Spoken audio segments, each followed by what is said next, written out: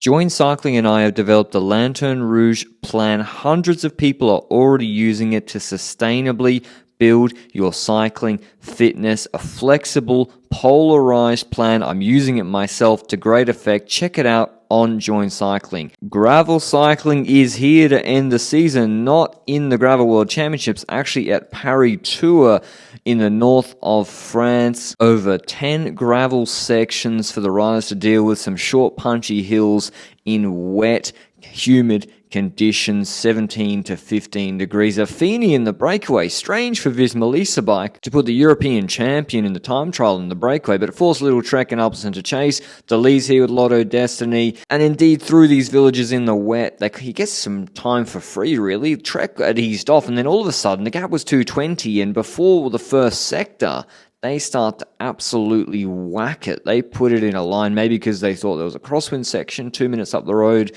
where Affini, Ratigi and Boulet are approaching, but then Kirsch attacks on a short hill, which makes sense. Maybe they're trying to divide up the race, but Pedersen follows him. Ackermann's in his wheel. Pedersen follows. He goes into third wheel rather than, say, Vasek following. And then just over the crest, Pedersen launches on the flat. Now, Trek quickly realised, and they fan across and block the road. It's not so wide, and they get four guys blocking very, very quickly. So Visma don't react with Laporte or Brennan or Strandhagenes.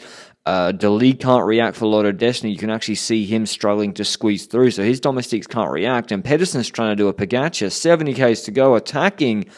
Can he pull it off? Is it wise? Affini's still up the road. He's still got a bridge 130 or about a minute across. But the first section, maybe he was hoping to navigate it solo. He drops Ackermann, and indeed he actually didn't take the best line into the first corner of that section, but maybe he didn't want to be caught up in the hustle and bustle of the peloton where someone chops you, you can get crashed, or whatever can happen in the mud and the terrible conditions in Paris Tour, which indeed looked more gnarly than the Gravel Worlds itself. But you see the effect. Trenton's or the Tudor riders ahead. All the best riders on the first section go to the front. They then don't get across to Pedersen. They then have to wait for their domestics to come back. So it's a yo-yo effect where they take 10, 20 seconds out of the gap to Affini and Pedersen. They then give it back, let's say, waiting. And all the time, Pedersen's riding tempo. But the problem is there was like 10 k's of tarmac in between a lot of these sectors on the flat. And so with Lotto chasing, even though Van Dijk was helping Visma block it up because he has Affini up the road, still working well with his duo, there's just so much tarmac that Pedersen had to work through on his own. He eventually gets across, maybe hoping for Affini to help him, but he gets the no. Affini won't work with Pedersen, who, we all saw what he did in Wevelgem beating Van der Poel. So he just tries to drop Affini and go solo on the hills. The gap's down to 28 seconds. Askey lights it up from behind for Groupama FDJ. The problem again is Visma in the group blocking. Kirsch or Vatsek or Little Trek in the group blocking, 2 in 5 not helping, and Pedersen goes clear with Affini on his wheel. The big change happens when Søren Kragh moves to front. He starts to absolutely whack it. He's got Jasper Philipsen in the group, but again, Little Trek with Kirsch, one of the best domestics in the world, blocking. And how much time does Affini have? That's presumably what Christophe Laporte was thinking. The group is getting thinned down. Søren Kragh's pulling. How long can he do it? And Affini's going to get dropped by Pedersen at some point. So Laporte, the door opens for him.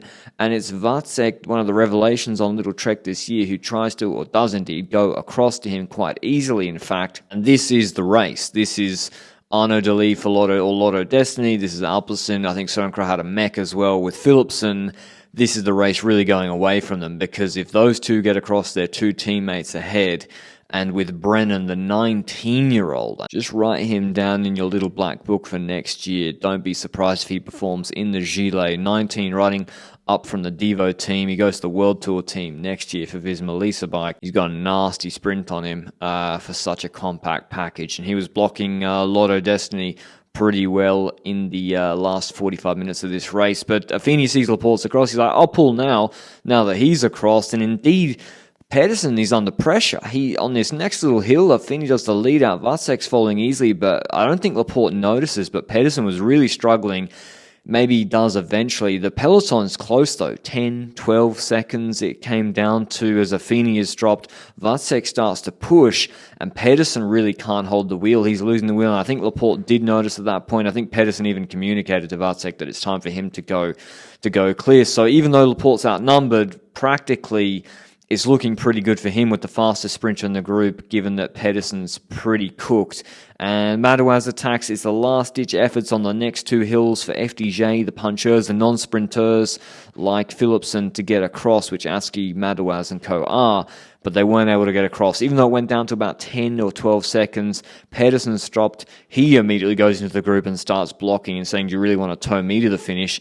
And the last 10Ks of this, yes, it's flat tarmac, but that group ahead, the duo get 30 seconds very, very quickly, and it really looks unrealistic that anyone's going to bring them back. With so many riders from Trek blocking, with a lot of Destiny's Domestiques tied, with no one wanting to tow Philipsen to the line, we are going to have a two-up sprint because there's also no real place to attack in the last 10 kilometers or so. Unfortunately for Vácek, who is a better climber than Laporte, it was all flat, and Laporte has the better sprint on paper, although 300 meters to go, that's when he decides side by side to come to the side of Vácek to begin his sprint, which maybe he trusted his long sprint, but it did give a couple of 100 meters to Vácek in the draft, and it wasn't a huge margin that he won by, although Vácek, he was top 5 in a couple of Vuelta sprints as well. He's not slow on the bike either, but Laporte takes his first win for 2024, ends the season on a high note in the mud in Paris Tour. I gotta say, one of the more entertaining classics we've seen this year, actually, with how some of them have been won. Laporte wins ahead of Vácek, Philipsen won the bunch sprint behind,